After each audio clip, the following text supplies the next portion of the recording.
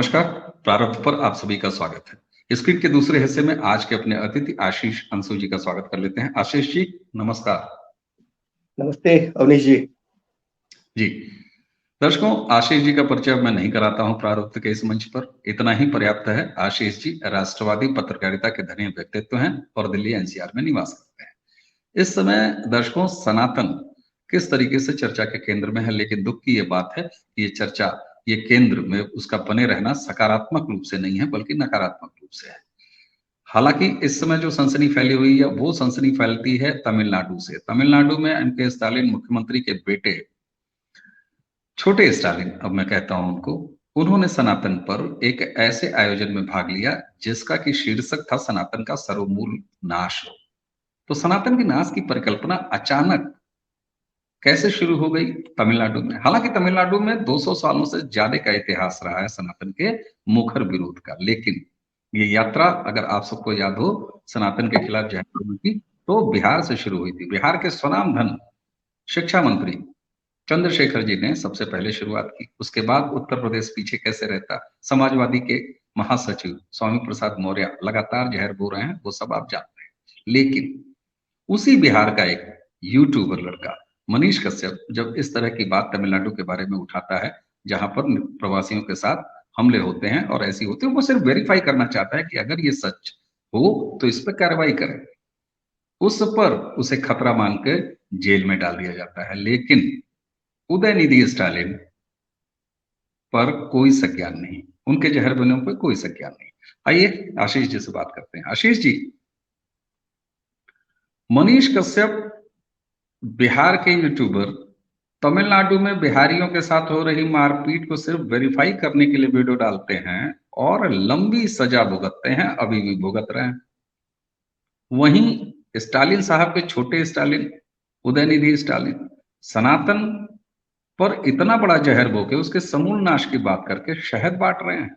मिलाड़ कहां सोए हुए हैं, स्वतः संज्ञान क्यों नहीं? और छोड़िए स्वतः संज्ञान का, 250 से ज्यादा प्रबुद्ध नागरिकों ने सुप्रीम कोर्ट को लिख के दिया, महाराज ये जहर बोया जा रहा है, देश की सद्भाव खतरे में पड़ रहा है, इस पर संज्ञान लीजिए। उसके बाद भी लंबी कुंभकर्णी चुप्पी, ये सेलेक्टिवनेस क्या है? अवनीश जी, आपने जो बात रखी है ना, इसके 2-3 हिस्से हैं। थोड़ा जैसे आपने एक बात कही कि सनातन के खिलाफ पहला बयान बिहार से चंद्रशेखर यादव जी, शिक्षा मंत्री बिहार, ने दिया, लेकिन इसमें एक बात और थी जो जोड़ने से बात ज्यादा स्पष्ट हो जाती। ये बयान बिहार में राष्ट्रीय जनता दल की राजनीति जातिवादी राजनीति की है और धार्मिक मामलों पे टिप्पणी करने से पूरा राष्ट्रीय जनता दल लालू जी के नेतृत्व में बचता रहा। लेकिन जब तेजस्वी यादव जी की शादी हो गई, तेजस्वी यादव जी की शादी हरियाणा में हुई है और रसेल गोड़ियानो, उनसे शादी हुई और बाद में लालू यादव जी ने उनका नाम बदल दिया है अभी। उसके बाद बिहार में ये धर्म, सनातन और बाकी सारे विवाद उसके बाद शुरू होता है। उसके बाद ही बिहार के उप मुख्यमंत्री तेजस्वी यादव जी का रिश्ता स्टालिन से सुधरता है। उससे पहले, इस बिहार से पहले, स्टालिन, तेजस्वी, बिहार और तमिलनाडु में कहीं भी कोई भी कनेक्शन दूर दूर तक दिखाई देता हो तो कोई सामने लाकर दिखाए उसको। रिश्ता एक था, रिश्ता था नफरत का। तमिलनाडु के लोग, बिहारी तो हमेशा ही एक ऐसा समाज रहा है बिहारियों का जो देश भर में फैला हुआ है और सब उसके बारे में अच्छी अच्छी बातें करते हैं, लेकिन बिहारियों का कोई नहीं होता। बिहारियों के पक्ष में ना बिहार की राजनीति कुछ सोचती है, जिनको बिहारियों ने चुना है अपने नेतृत्व करने के लिए। तो जब बिहार में ही नहीं सोचा जा रहा, बाहर वालों से क्या अपेक्षा रखें? अब यहां महत्वपूर्ण बात जिस पर हमें चर्चा करनी है, मैं कानपुर के एक उदाहरण से इस बात को थोड़ा सा आगे बढ़ाता हूं। कानपुर में अभी की घटना है जहां एक हिंदू लड़की को एक हिंदू लड़के को मुस्लिम लड़की से प्यार होता है और वो मुस्लिम लड़की शादी में ये शर्त रखती है कि तुम पहले इस्लाम कबूल करो फिर शादी होगी। और ऐसे कई सारे मामले हैं। क्रिश्चियन पे, अब्राहमिक रिलीजन में ऐसे दर्जनों मामले मिलेंगे जहां अपने मजहब में लाने के लिए प्रेम एक जरिया बना है। हम लंबे समय से ये बात कहते रहे, लव जिहाद लव जिहाद लव जिहाद। ठीक है, लव जिहाद क्या है ये एक अलग मुद्दा हो सकता है, आज वो विषय नहीं है। मैं तो सिर्फ इतना कह रहा हूं कि इस पूरे लव जिहाद के कम से कम हजारों मामले हैं भारत के अंदर। इन पूरे मामलों में कोई एक मामला ऐसा कोई ढूंढ के दिखा दे जहां हिंदू लड़की ने ये कहा हो कि पहले हिंदू बनो फिर शादी होगी। और सबसे अच्छी स्थिति तो ये होती कि तुम मुस्लिम हो तो मुस्लिम, जो तुम्हारा मजहब कहता है उसका, तुम उस घर में, हम चलो शादी कर लेते हैं, तुम उसी घर में नमाज पढ़ लेना, मैं उसी घर में पूजा कर लूंगी। इसमें दिक्कत क्या है? इसमें दिक्कत आती है रिलीजन की। अब्राहमिक रिलीजन अपनी कट्टरता के लिए जाना जाता है, और जिसको हम सनातन कहते हैं, वहां हमें ये सिखाया ही नहीं गया। अगर आप याद करें तो हम क्या कहते हैं अपने मंदिरों में? हम कहते हैं धर्म की जय हो, अधर्म का विनाश हो, यही कहते हैं ना। और हम ये नहीं कहते कि हिंदुओं में सद्भावना हो, हम कहते प्राणियों में सद्भावना हो, हाँ, और विश्व का कल्याण हो। हम नहीं कहते भारत का कल्याण हो या उत्तर प्रदेश का कल्याण हो, बिहार का कल्याण हो। ठीक। और हम सब जानते हैं, कोई छुपी हुई बात नहीं है, मंदिरों में हमेशा कहा जाता है कि धर्म की जय हो, अधर्म का विनाश हो, प्राणियों में सद्भावना हो और विश्व का कल्याण हो। हम ये मंत्र बार बार, और फिर कहते हैं हर हर महादेव। हर हर महादेव ये नहीं है कि इस्लाम को खत्म करो और क्रिश्चियनिटी को खत्म करो, सबके कल्याण के लिए हर हर महादेव कहते हैं। तो ये क्या, ये बहुत बचपन में छोटी उम्र में ये बात डाली जाती है कि तुम बड़े हो, तुम श्रेष्ठ हो, और दूसरों को अपने पक्ष में लाना, अपनी जमात में शामिल करना, ये तुम्हारा लक्ष्य है। अभी क्या हुआ है, मैं गलत भी हो सकता हूं, लेकिन जो लक्षण दिख रहा है बिहार के अंदर, उसके आधार पर मैं अपनी बात कह रहा हूं कि जब इनकी शादी हुई तेजस्वी यादव जी की, उसके बाद बिहार में धर्म को लेकर बहुत चर्चा होने लगी। हिंदू धर्म बहुत नीचा है, ये उनके बड़े बड़े नेता कहने लगे। और उनकी शादी किससे होती है? उस लालू यादव जी के परिवार में होती है, जिस लालू जी के परिवार में, ये कई जगह मैंने पढ़ा भी कि उनके परिवार में किसी को एक प्रेम हो गया था। वो सिर्फ हिंदू धर्म में ही प्रेम हुआ, सिर्फ ये था कि जाति कुछ और थी, इनकी जाति कुछ और थी, उनकी जाति कुछ और थी। लालू जी इस बात पे अड़ गए कि नहीं, यादव ही चाहिए। तो जो लालू जी इतने रिजिड थे, सिर्फ यादव के लिए, हिंदू धर्म में भी नहीं जाना चाह रहे थे, वो कैसे तैयार हो गए? कुछ तो बात हुई होगी, कुछ तो राजनीति हुई होगी। ये बिहार के लोगों को तो सोचना चाहिए, कैसे तैयार हो गए? किसका दबाव था लालू जी पे? क्या कुछ ऐसा भी था, कोई ऐसी लॉबी काम कर रही थी जो कह रही थी जेल से आपको राहत दिलवाएंगे, हमारे लोग हैं हर जगह? जैसे हमने एक फिल्म देखी थी ना कि ठीक है सरकार उनकी है, तंत्र तो हमारा है। तो क्या लालू जी को ऐसा कोई आश्वासन मिला था कि आपको संभाल के लाएंगे? और लालू जी बेल पर रिहा होकर मुंबई में चले गए रैली में, इंडिया INDIA की बैठक में, और कोई सवाल नहीं पूछ रहा। तो कोई ताकत तो है जो पीछे से सपोर्ट कर रहा है। और सबसे बड़ी बात है, स्टालिन और तेजस्वी यादव का रिश्ता कैसे बन गया? ये दोनों इतने करीब कैसे आ गए? इसके पीछे कहीं जो नई शादी हुई है तेजस्वी यादव जी का, उस परिवार की कोई भूमिका तो नहीं है? मेरा तेरा रिश्ता क्या वाह, वो वाली कहानी तो नहीं है। तो ये बहुत ही ठीक से समझने की जरूरत है। मनीष का क्या कसूर था? मनीष ने तो बहुत साफ साफ बिहार सरकार से ही कहा कि भैया देख लो, आप ही तो एजेंसी हो ना, आप ही तय करो, ऐसी चीजें चल रही हैं, संभाल लो। और उस पर कोई आरोप नहीं लगा, सीधा देशद्रोह का मुकदमा डाल दिया। अरे एक आदमी कह रहा सनातन धर्म को समूल नष्ट कर दो, वो देश को बचाने की बात कर रहा है। और एक व्यक्ति जो बिहारियों को गाली देने के लिए, बिहारियों को अपमान की बात की जा रही थी जहां, वहां वो पूछ रहा ऐसा कुछ हो तो नहीं रहा। और कोई छुपी हुई बात तो नहीं है। तमिलनाडु से तो बार बार ये ऐसी खबर आती रही है बिहारियों के अपमान की, और तमिलनाडु की, असम से भी खबर आती रही है, दक्षिण के और भी राज्यों से खबर आती रही है। तो इसके लिए जहां शर्मिंदा होना था, वहां देशद्रोह का मुकदमा लगा दिया मनीष के ऊपर। बिल्कुल। तो इसके पीछे कहीं ना कहीं जो ये ससुराल पक्ष है, उसकी नेटवर्किंग तो काम नहीं कर रही है। ये सब कुछ जो बिहार में हो रहा है, ये बिहार और तमिलनाडु का ये सोचने वाली बात है। और नए आयामों में ये रिश्ता क्या कहलाता है, इसमें जो आपने ये रिश्ते वाला, जो ससुराल वाला जो है ना, ससुराल दामाद दामाद जी, ससुराल गेंदा फूल। ये वाला जो आपने डॉट्स खींचा, ये बेहद महत्वपूर्ण है। और अगर इसकी पूरी क्रोनोलॉजी को लोग जोड़ें, जो डॉट्स आपने खींचा है, तो ये बात साफ साफ इशारा तो करती है कि साहब ये अचानक दामाद जी और दामाद जी के स्टेट में हिंदू विरोधी बातें, सनातन विरोधी बातें कैसे शुरू हो गई, और सुदीव स्टालिन साहब से उनके रिश्ते कैसे इतने प्रगाढ़ हो गए। तो ये डॉट्स तो निश्चित रूप से सामने आता है, और इस पर ध्यान जरूर जाएगा दर्शकों का, मुझे लगता है।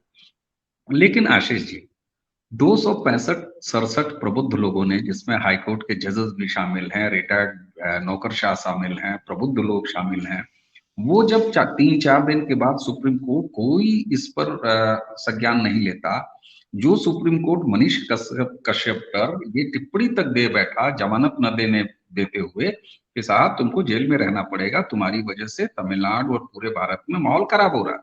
लेकिन उदयनिधि मारन पर खुद तो चुप है ही हैं, 250 लोगों ने लिख के दे दिया, 265-67 लोगों के लिए, उसके बाद भी मिलाड चुप है। तो ये मिलाड का आखिर, एक को चुनना, दूसरे को छोड़ देना, और तीसरे को बिना मतलब उठा के जेल में बंद कर देना, ये क्या है? अवनीश जी, मैंने संकेत किया था पहले ही, थोड़ा सा जब न्यायालय की बात आती है, माननीय न्यायालय की बात आती है, तो संकेतों में ही बात करना सबके हित में होता है, मुझे ऐसा लगता है। मैंने पहले ही कहा, लालू जी इतने कट्टर जातिवादी व्यक्ति, जिनकी पूरी राजनीति जातिवाद की नींव पे खड़ी है, वो व्यक्ति जो अपनी जाति से बाहर सवर्ण परिवार में अपने ही परिवार की लड़की की शादी नहीं होने देते, इसके तमाम जगहों पे इसके बयानात और गूगल सर्च से बहुत सारी जानकारी आपको मिल जाएगी। मतलब मैं कोई गुप्त बात नहीं कह रहा हूं। तो लालू जी तैयार नहीं होते, और फिर अचानक वही लालू जी हिंदू धर्म छोड़कर क्रिश्चियन धर्म से लड़की को लाने के लिए तैयार हो जाते हैं। ये कैसे होता है? कुछ तो वादा किया गया होगा उन ताकतों के द्वारा, और लालू जी तो जेल में थे। और देखिए अब वो बाहर आकर कितनी आजादी से, और सबसे मजेदार बात, जब जेल में थे तब भी वो अपना ट्विटर अकाउंट चला रहे थे, वेरीफाइड अकाउंट चल रहा था उनका जेल के अंदर से। और अभी भी INDIA की बैठक में लालू जी गए, ऐसे बीमार हैं, जेल में रहने के लिए बीमार हैं, लेकिन मुंबई में बैठक अटेंड करने के लिए वो स्वस्थ हो जाते हैं। और इतना ही नहीं, बाहर आके मटन बनाना सिखा रहे हैं, चंपारण मटन कैसे बनता है, तब वो ठीक है, बस जेल में रहते हुए बीमार पड़ जाते हैं। तो माननीय न्यायालय नहीं देख पा रहा तो देखना चाहिए। यहां किसी ने भरोसा दिया है तो वो भरोसा पूरा कर रहा है, मतलब लालू जी ने गलत जगह दांव नहीं लगाया। वो तंत्र में जिसकी पकड़ थी और उसने भरोसा दिया कि हम सुरक्षित आपको बाहर रखेंगे और किसी की मजाल नहीं है जो आपके ऊपर हाथ भी डाल दे, तो अपना वो तंत्र ठीक से काम कर रहा है। इसका मतलब बार्टर सिस्टम में देखिए ना, इस शादी के बाद तेजस्वी की पूरी पर्सनैलिटी किस तरह से सामने निकल के आई, किस तरह से उनको प्रोजेक्ट किया गया। अब कहा जा रहा है धीरे धीरे नीतीश जी खत्म हो जाएंगे बिहार से। तो कौन सी ताकतें हैं जो तेजस्वी को प्रोजेक्ट कर रही है, क्यों कर रही है? इसके पीछे ससुराल गेंदा फूल तो नहीं है, ये बिहार के लोगों को सोचना है, और देश की राजनीति जो लोग कर रहे हैं उनको भी सोचना है। ये सवाल थोड़ा गंभीर है। रातों रात स्टालिन और तेजस्वी में इतने अच्छे रिश्ते हो गए कि जन्मदिन में तेजस्वी सामने से दिखाई देते हैं, सबसे ज्यादा प्रमुख लोगों में दिखाई देते हैं वहां पे। लालू जी नहीं थे, तेजस्वी थे। तो तेजस्वी स्टालिन के रिश्ते, 70 साल के स्टालिन, तो लालू जी को बुलाना चाहिए ना उनको, तेजस्वी को क्यों बुलाया? समझ नहीं आ रहा है। और तमिलनाडु से रिश्ते ना खराब हो इसके लिए मनीष को जेल में डाल दिया कि भाई तमिलनाडु से रिश्ते की इतनी चिंता क्यों हो रही है? गुजरात के बारे में खुद डिप्टी CM इतना उल्टा सीधा बोलते हैं, गुजरात के रिश्ते की चिंता नहीं हो रही है, खुद ही जाके सरेंडर हो जाते जेल में कि मैंने गुजरात के लिए इतना अपशब्द बोला है, गुजरातियों के लिए बोला है। तो तमिलनाडु से इतना प्रेम क्यों? ससुराल गेंदा फूल। बिल्कुल ससुराल। अब ये तो फिर वही मध्यम वर्गीय जो हमारे यहाँ फिल्में बॉलीवुड ने जरा खूब बनाया, और घर घर की कहानी वाले जो सिस्टम है कि अरे शादी हो गई अब तो लड़का जो है वो ससुराल का हो गया, तो ये तो नहीं देखने जा रहा है बिहार। आप लगातार संकेत कर रहे हैं, हालांकि बड़ी गंभीर एंगल पर हम आप इस तरीके से बेहद सहज और आसान तरीके से बात कर रहे हैं, लेकिन इसके पीछे की जो मंशा है वो बहुत खतरनाक है। जिस तरीके से, अच्छा, आपको ध्यान होगा, आपको पता ही होगा कि प्रधानमंत्री नरेंद्र मोदी ने कल अपने कैबिनेट के बैठक में अपने मंत्रियों से कहा और ये कहा कि अब सनातन पर किसी भी तरीके के जो हमले हो रहे हैं उनका तथ्यात्मक जवाब दीजिए। चुप रहने की जरूरत नहीं है, लफाजी भी करने की जरूरत नहीं है, लेकिन चुप भी रहने की जरूरत नहीं है। आपने ये महसूस किया होगा कि मुख्यमंत्री गुजरात रहते हुए तमाम झंझावात झेलने के बाद पिछले 9 साढ़े 9 साल में Narendra Modi as a prime minister उन्होंने सनातन के बारे में पहली बार संभवतः इस तरह से मुखर संदेश दिया है। तो क्या आप मानते हैं कि जिस तरीके से तमिलनाडु, बिहार के रिश्ते, उत्तर प्रदेश में स्वामी प्रसाद मौर्य, इसके अलावा आप नॉर्थ ईस्ट में देख ही रहे हैं अभी किस तरीके से मणिपुर में हुआ, तो क्या किसी व्यापक सनातन विरोधी गठजोड़ के एक्टिव होने को देख रहे हैं, वो भी इस आलोक में कि जब प्रधानमंत्री ने भी रिएक्ट कर दिया? देखिए क्या है ये बात ना, कहीं ना कहीं INDIA के लोग इस बात को मुझे लगता है समझने लगे हैं कि मोदी की ताकत क्या है, मोदी कौन है। मोदी इतनी बड़ी शख्सियत बन के पूरी दुनिया में क्यों उभर के आ गया, मोदी के पीछे कौन लोग हैं, समझ गए वो लोग। मोदी की शक्ति जो है वो यही सनातनी है ना, जो सनातन को प्रैक्टिस करते हैं, सनातन में विश्वास रखते हैं, खुद को भारतीयता से जुड़ा हुआ महसूस करते हैं। और वो सनातनी सिर्फ आप ये कह सकते हैं कि वो ऐसे कुछ लोग क्रिश्चियन अपनाने लगे, अब्राहमिक रिलीजन भी अपनाने लगे, लेकिन खुद को सनातन से जुड़ा हुआ आज भी महसूस करते हैं। अभी ही मेरे एक बहुत ही कट्टर प्रगतिशील मित्र ने लिखा कि वो नूह में कहीं घूम रहे थे, तो वहां के एक सरपंच ने डरते तो हैं, कट्टरपंथी तो हर जगह बहुत मजबूती से अपनी दखल रखते हैं और ज्यादा ऊंचा बोलते हैं, तो सही लोगों की आवाज दब जाती। तो बुजुर्ग आदमी ने अकेले में उनसे कहा, उस प्रगतिशील व्यक्ति ने लिखा कि उसने कहा देखिए आपस में कुछ भी हो, कि किसी भी तरह का कॉन्फ्लिक्ट हो, लेकिन सच्चाई तो यही है कि हम लोग रामचंद्र जी के वंशज हैं, ये हमको पता है, हम उसी परिवार से निकल के आए। बाद में कोई मजबूरी रही होगी तो हमने अपना धर्म बदला, हमने इस्लाम कबूल किया, लेकिन ये सच्चाई है, हम जानते हैं कि हम श्री राम जी के परिवार से निकल के आए। तो मेरे मित्र पूछ नहीं पाए, प्रगतिशील थे, लेकिन उनको पूछना चाहिए कि स्थितियां ऐसी थी तो आपने बदला, आज स्थितियां अगर अनुकूल हो गई तो क्या आप वापस भी आएंगे। ये मेरे मित्र ने नहीं पूछा, उनकी प्रगतिशीलता आड़े आ गई सवाल पूछते हुए, नहीं पूछना चाहिए था उनको, नहीं पूछा उन्होंने। तो अब मोदी जी की बात जहां करें तो अब ये लगता है कि सनातन पर हमला होगा, सनातन कमजोर होगा, सनातन में विश्वास करने वाले लोग कमजोर होंगे तो मोदी कमजोर होगा। तो वो 24 को अपनी मतलब जीवन का सवाल बनाकर मैदान में उतरे हुए हैं। ऐसे बहुत सारे लोग, ऐसे कई पत्रकार हैं जो बहुत संतुलित भाषा प्रयोग करने के लिए जाने जाते थे, मर्यादा में बात करते थे, वो सब मर्यादा के तार और बांध तोड़ के बाहर निकल चुके हैं, कुछ भी बोल रहे हैं। उनको लगता है 24 में ऐसे ही भाषा के साथ वो राहुल गांधी को प्रधानमंत्री बनाएंगे, लेकिन फिर भी देश देख रहा है। आप ना, मैं और आप कुछ भी बात करके हम ये सोचते हैं कि जो देखने वाला है या जो हमारी बातचीत को सुन रहा है वो चीजों को समझ नहीं रहा, तो ये कहीं ना कहीं हमारी भूल है। वो देख भी रहा है, समझ भी रहा है और निर्णय भी लेगा। बिल्कुल सही बात आपने जो कहा, देश और समाज देख भी रहा है, समझ भी रहा है और निर्णय भी लेगा।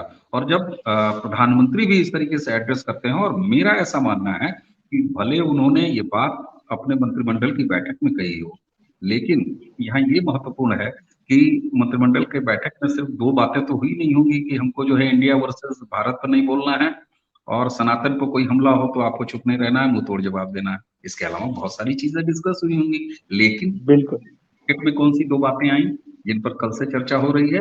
प्रधानमंत्री के ये 2 शब्द। तो मेरा निजी रूप से ये मानना है कि प्रधानमंत्री ने ये साफ तौर पर संकेत भले एड्रेस किया हो उन्होंने अपने मंत्रियों को, लेकिन भारतीय जनता पार्टी के हर एक काडर, हर एक सांसद, हर एक विधायक, हर एक ग्राम पंचायत स्तर पर जो भी पदाधिकारी हों उनके लिए ये संदेश है। और उसी के साथ हम आप जैसे तमाम देश में रहने वाले असंख्य और विदेशों तक फैले हुए सनातनियों को यह संकेत है कि आपके खिलाफ एक बड़ी साजिश हो रही है, इसलिए आपको उसकी तैयारी कर लेनी है तथ्यों के साथ। साथ में उन्होंने ये भी कहा कि अनुशासित रहते हुए फैक्ट और फैक्चुअल्स के साथ आप इसका जवाब दीजिए। कैसे कंक्लूड करेंगे प्रधानमंत्री के इस पूरे संदेश को, और कैसे इसको हम आप यानी समाज डिकोड करें तो बेहतर होगा? अवनीश जी, मैं तो कुछ और ही यहाँ जोड़ना चाह रहा हूँ आपकी बातचीत के साथ। हम बिल्कुल। तमिलनाडु और बिहार की बात से हमने बातचीत शुरू की, मुझे लगता है कंक्लूड भी वहीं से होना चाहिए। बिल्कुल होना आज चाहिए। मुझे याद है और आपको भी याद होगा, बिहार उत्तर प्रदेश में अगर समाज को बांटने के लिए सबसे ज्यादा अगर इस्तेमाल हुआ तो मंदिर में ना प्रवेश किए दिए जाने के मामलों को सबसे ज्यादा उछाला गया। और जब हम खबर पढ़ते थे, आपको भी याद होगा कि वो मैक्सिमम खबरें तमिलनाडु से आती थी जहां मंदिर में प्रवेश नहीं दिया गया। वो सीतापुर से नहीं आती थी, गोरखपुर से नहीं आती थी, भागलपुर से नहीं आती थी, सहरसा मधुबनी से नहीं आती थी, वो तमिलनाडु के किसी गांव से निकल के आती थी, मंदिर में नहीं घुसने दिया गया। और उनको आधार बनाकर यहाँ नॉर्थ में हिंदी भाषी प्रगतिशील लेखक लेख लिख रहे थे। ये तो एक बात। दूसरी बात, प्रगतिशीलों की बात से मुझे याद आया कि जहां स्टालिन के बेटे उदयवीर ने ये बयान दिया है, वो पता नहीं कहाँ के वीर हैं कि अब खत्म ही कर देना चाहिए सनातनियों को, सनातन को खत्म नस्तानाबूद कर दो। जहां ये बयान दिया उन्होंने, वो प्रगतिशीलों का मंच था, प्रगतिशील लेखक और कलाकारों का मंच था वो। उस मंच पर ये बयान दिया गया। कितने दुर्भाग्य की बात है। जी मैं अवनीश जी बताइए। मैं यहाँ दर्शकों के लिए बता दूं, मैंने कल एक बातचीत के वीडियो में मैंने ये बताया भी था, यहाँ मुझसे रह गया। स्टालिन ने, छोटे स्टालिन ने जहां ये बात कही, वो आयोजन था कम्युनिस्ट पार्टी ऑफ इंडिया के दो संगठन, तमिलनाडु प्रगतिशील लेखक संघ, एक उनका था और दूसरा कलाकार संघ। तो आप सोचिए कि कामरेडों का आयोजन और वहां सनातन के समूल नाश की बात, और उसके बाद इंडी अलायंस के तमाम कांग्रेस के नेताओं, जितने छोटे छोटे आप देखिए, उनके बड़े नेता हैं, मल्लिकार्जुन खड़गे के बेटे आ गए, चिदम्बरम के बेटे आ गए, वो बाकायदे स्टालिन को डिफेंड कर रहे हैं और एग्रेसिवली डिफेंड कर रहे हैं। जी अवनीश जी, कभी ना, आज तो समय की थोड़ी कमी होगी, लेकिन कभी हमको प्रगतिशीलों की इस मंशा पे कि सनातनियों को खत्म कर दो। मैं जेएनयू में, मुझे याद है जेएनयू मेरा जाना आना अक्सर होता था, तो वहां तिलक को लेके तो बड़ी कठिनाई रहती। तिलक कोई लगा ले, पूजा पाठ करने वालों से छुआछूत का व्यवहार किया जाता था। किसी की अगर चुटिया बड़ी हो तो उसको तो इंसान ही नहीं मानते थे वो लोग। लेकिन पजामा ऊंचा हो, मूंछ छिली हुई हो हाँ। और नमाज पढ़ने की इच्छा हो 5 वक्त, उसका सम्मान होता था। सरस्वती पूजन वहां होता था कैंपस के अंदर, तो वहां जाने पर वो कहते थे कि चलो वहां होके आए, और बचते भी थे। मैक्सिमम जो हार्डकोर एसएफआई के लोग थे वो पूजा में जाते नहीं थे, अवॉइड करते थे, और अपने लोगों को देख लिया तो पूछते भी थे वहां कैसे चले गए। लेकिन इफ्तार में ना बुलाया जाए तो पर्सनली नाराजगी व्यक्त करते थे कि यार तुम्हारे यहाँ इफ्तार को मुझे नहीं बुलाया, क्या हम दोस्त नहीं रहे? दोनों तो रिलीजियस ही था ना फंक्शन, तो एक से इतना प्यार, एक से इतनी नफरत। तो इस राजनीति के पीछे मंशा क्या है, इस पर हमको अलग से बात करनी चाहिए। स्टालिन की बात पर आते हैं, ये सब लोग दिखावे के लिए हिटलर से इतनी नफरत दिखाते हैं, लेकिन अगर स्टालिन की हिंसा चली, हिंसा और हिंसा में कोई हम समानांतर कोई इस तरह का कोई अध्ययन करना ठीक भी नहीं है कि तुमने कितने मारे, इसने कितने मारे। लेकिन नरसंहार की राजनीति करने वालों को तो एक ही तरह देखा जाएगा ना, स्टालिन हो या हिटलर। और स्टालिन किसी भी तरह से आप हिटलर के समकक्ष रख के देख ले, स्टालिन भारी पड़ेगा उस पर। और शर्मिंदगी महसूस नहीं हुई किसी एक आदमी को स्टालिन के नाम पे अपना नाम रखने में। और सबसे दुख की बात है कि प्रगतिशीलों ने सवाल भी नहीं उठाया कि भाई स्टालिन के नाम पे अपना नाम कैसे रख लिया तुमने। वो इतना गिरा हुआ नीच और घटिया आदमी था, इतने लोगों की हत्या की, और तुमने उसके नाम पे अपना नाम रख लिया। अरे हमारे पास प्रतीकों के और महापुरुषों की कमी है क्या भारत में? अरे सनातनियों से तुम्हें दिक्कत थी तो कुछ अच्छे दूसरे नाम रख लेते, नाम की कमी तो नहीं ना है। हाँ, तुम तो भारत में आदिवासियों को भी सनातनी नहीं मानते, बौद्ध को भी नहीं मानते, तुम तो सिखों को भी नहीं मानते, वहीं से कोई नाम ले लेते, बिरसा मुंडा ही नाम रख लेते, हम सम्मान से तुम्हें देख लेते। और बिरसा मुंडा तो कन्वर्ट भी हो गए थे। बिल्कुल ठीक बात है। बिरसा मुंडा रख लेते। आपने ये सो कॉल्ड प्रगतिशीलों के पीछे, क्योंकि आप देखिए स्टालिन के जहर बोने के पीछे, ठीक पीछे वही वामपंथी हैं, उन्हीं का मंच है, उन्हीं का कार्यक्रम है। स्टालिन पे शर्मिंदगी महसूस नहीं हुई? दुख की बात है ना, स्टालिन नाम रख के कोई तुम्हारे सिर पे बैठा हुआ है, इतना बड़ा नरसंहार करने वाला व्यक्ति, इतने लोगों की हत्या कर दी और तुम्हें शर्मिंदगी नहीं महसूस हो रही है ऐसे व्यक्ति को अपना नेता कहते हुए? हमारे प्रतीकों की कमी है क्या? तेग बहादुर नाम रख लेते, हम तुम्हें सम्मान से देखते। स्टालिन क्या नाम होता है? तेग बहादुर रखते अपना नाम। हाँ, बिल्कुल ठीक बात, ये बात समझ में आती है और इस पर हम एक अलग से चर्चा करेंगे। लेकिन आज जिस तरीके से आपने बिहार और तमिलनाडु के बीच के रिश्ते को और वो दामाद जी वाले रिश्ते को आपने सामने रखा और वहां से ये क्रोनोलॉजी साफ साफ दिखाई देती है, जिस तरीके से मनीष कश्यप को बिना किसी अपराध के इतने गहन तरीके से और इतने लंबे समय तक जेल में रखे जाना, दूसरी तरफ मीलाड का कोई संज्ञान न लिया जाना। जब स्टालिन जहर बोल रहे हैं तो मीलाड को कहीं कोई जहर दिखाई नहीं दे रहा है, लेकिन जब मनीष कश्यप जो जमीन पर उतरकर बिहार की, बिहार के लोगों की, बिहार के अव्यवस्था की, बिहार के करप्शन की, बिहार के कल्याण के तमाम चीज कर रहा होता है, तो उसको जेल में डालते हैं। ये रिश्ता क्या कहलाता है, ये जरूर अब समाज पूछेगा। समाज समझ तो सब रहा है और हमें कि यह प्रधानमंत्री रिश्ता क्या कहलाता है? होलुलुया, होलुलुया। बिल्कुल बिल्कुल वो साफ दिखाई दे रहा है। हालांकि ये बहुत ही ज्यादा एक खतरनाक संदेश, एक संकेत हो सकता है बिहार के आगामी राजनीति के लिए, जिस पर बिहार के लोगों को जरूर सोचना होगा। उम्मीद है बिहार के साथ ही साथ पूरा देश और पूरा समाज ये इस बात पर चिंतन करेगा। और प्रधानमंत्री ने अब जो संकेत दे दिया है कि सनातन की किसी भी अपमान पर अब शांत नहीं रहना है, तो ये सिर्फ मंत्रियों के लिए नहीं है बल्कि करोड़ों करोड़ों सनातनियों के लिए भी ये साफ साफ संदेश है। और इस देश का सौभाग्य होना चाहिए, इसको सौभाग्य समझना चाहिए कि आपका प्रधानमंत्री अब स्वयं आगे बढ़कर पूरे गर्व के साथ सनातन के लिए अपनी आवाज दे रहा है। न सिर्फ आवाज दे रहा है बल्कि उद्घोष कर रहा है। हाँ, साथ में वो ये भी कहते हैं क्योंकि सनातन का ये व्यवहार नहीं है कि सड़क पर उतरना, लाठी डंडे तलवार चलाना, ये सनातन का कोई टेक ही नहीं है। तो इसलिए प्रधानमंत्री ये भी कहते हैं कि तथ्यों के साथ सामने आइए। उम्मीद है कि हमारी आज की इस चर्चा से तमिलनाडु और बिहार के रिश्ते, मनीष कश्यप की एक तरफ प्रताड़ना, दूसरी तरफ स्टालिन पर सब कुछ चुप रह जाना और चुप छोड़िए उसका खुला समर्थन करना, ये दर्शक जरूर समझेंगे, सोचेंगे। आशीष जी, आज आपने हमारे साथ इतना एक वक्त बिताया और कई सारे डॉट्स आपने खींचे और दामाद जी हालेलुया क्या क्या कहा, दर्शकों के लिए छोड़ते हैं। तो दर्शकों आइए आशीष जी को देते हैं आज के लिए धन्यवाद और आप सभी को नमस्कार, प्रणाम, बहुत बहुत नमस्कार, बहुत बहुत प्रणाम। धन्यवाद।